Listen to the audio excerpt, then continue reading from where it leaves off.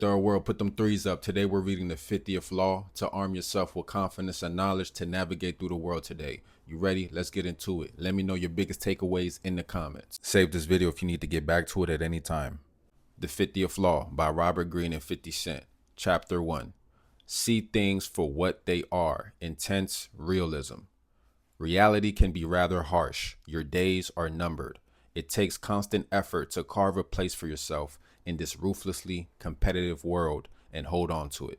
People can be treacherous. They bring endless battles into your life. Your task is to resist the temptation to wish it were all different. Your task is to resist the temptation to wish it were all different. Instead, you must fearlessly accept these circumstances, even embrace them. By focusing your attention on what is going on around you, you will gain a sharp appreciation for what makes some people advance and others fall behind. By seeing through people's manipulations, you can turn them around.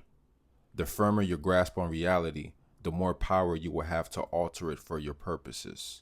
The firmer your grasp on reality, the more power you will have to alter it for your purposes. The Hustler's Eye. This is life, new and strange. Strange because we fear it, new because we have kept our eyes turned from it. Men are men and life is life, and we must deal with them as they are. And if we want to change them, we must deal with them in the form in which they exist. That's a quote from Richard Wright. As a boy, Curtis Jackson, aka 50 Cent, had one dominant drive: ambition. He wanted more than anything the very things that it seemed he could never have: money, freedom, and power.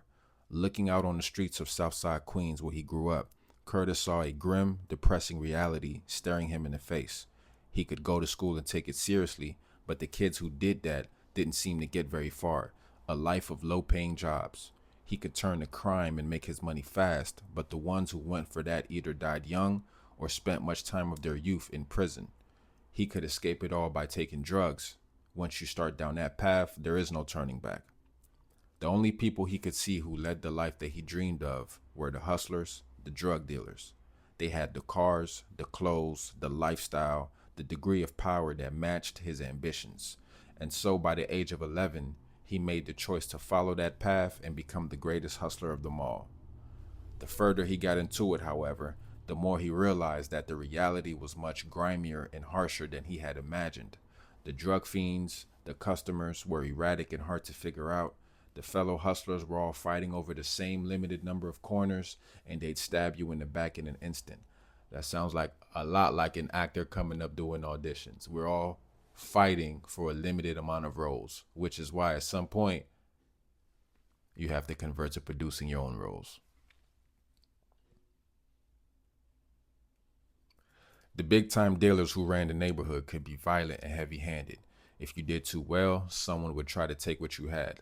The police were everywhere. One wrong move could land you in prison. How could he possibly succeed amid this chaos and avoid all of the inevitable dangers? It seemed impossible.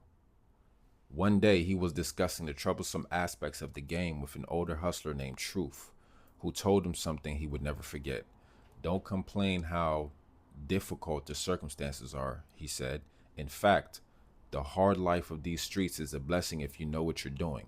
Because it is such a dangerous world, a hustler has to focus intensely on what's going on around him. He has to get a feel for the streets, who's trouble, where there might be some new opportunity. He has to see through all the bullshit people throw at him, their games, their lousy ideas. He has to look at himself, see his own limitations and stupidity. That's an issue a lot of people have.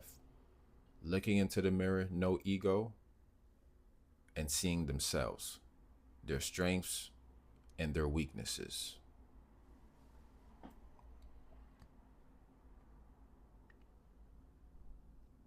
All of this sharpens the eye to a razor's edge, making him a keen observer of everything. That's his power. The greatest danger we face, he told Curtis, is not the police or some nasty rival, it's the mind going soft. I've seen it happen to many a hustler, he said.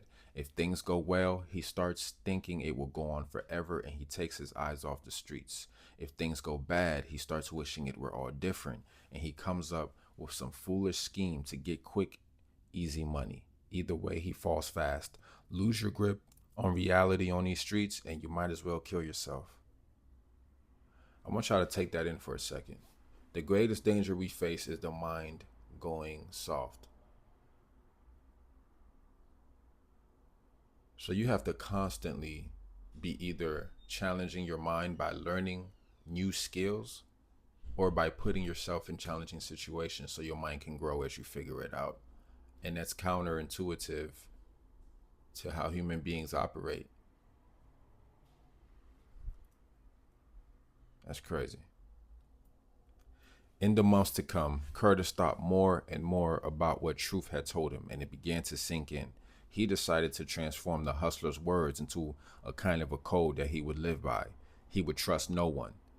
He would conceal his intentions, even from friends and partners, and no matter how high or low life brought him, he would remain the supreme realist, keeping his hustler's eyes sharp and focused. Over the next few years, he became one of the savviest hustlers in his neighborhood, operating a small crew that brought him good money. The future looked promising, but a moment's inattention got him trapped in a police sting, and at the age of 16, he was sentenced to 9 months in a shock rehabilitation center in upstate New York. In this unfamiliar space and with time to reflect, suddenly the words of Truth came back to him. This was not the time to get depressed or to dream, but to fix that hustler's eye on himself and the world he lived in. See it as it is, no matter how ugly. He had unbridled ambition. He wanted real power, something he could build on. But no street hustler lasts that long. It's a young man's game. That's how I feel about that's how I feel about auditioning in a game as an up and coming actor. You have no real power. You're at the beck and call of production. You're at the beck and call of whoever wants to see you for a role, not even necessarily give it to you. And it's a numbers game in a sense, but you don't have any control over the outcome, even if you have the best audition, the best intention, even if you really want to do this project. And that's what leads to burnout, because the reciprocation, the results that you get out of the energy and time and passion that you put in never matches up. It almost never matches up. And that's what leads to burnout in this industry. All right, where I was at. But no street hustler lasts that long. It's a young man's game. By the time hustlers reach their 20s, they slow down and something bad happens, or they go scurrying into a low-paying job. And what blinds them to this reality is the money and lifestyle in the moment. They think it will go on forever. They're too afraid to try something else. It doesn't matter how clever you are, there's a ceiling to how high you can rise. He had to wake up and get out while he was still young and his ambitions could be realized. He would not be afraid. And so based on these reflections, he decided he would make a break into music. He would find a mentor, someone who could teach him the ropes. He would learn everything he could about music and the business. He would have no plan B. It was either make it there or die. Shout out to No Plan B. Operating with a kind of desperate energy, he made the transition into music, carving a place for himself by creating a sound that was hard driving and reflected the realities of the streets. After a relentless mixtape campaign in New York, he got the attention of Eminem and a record deal followed. Now he seemed to have realized his childhood ambitions. He had money and power. People were nice to him. Everywhere he went, they flattered him, wanting to be a part of his success.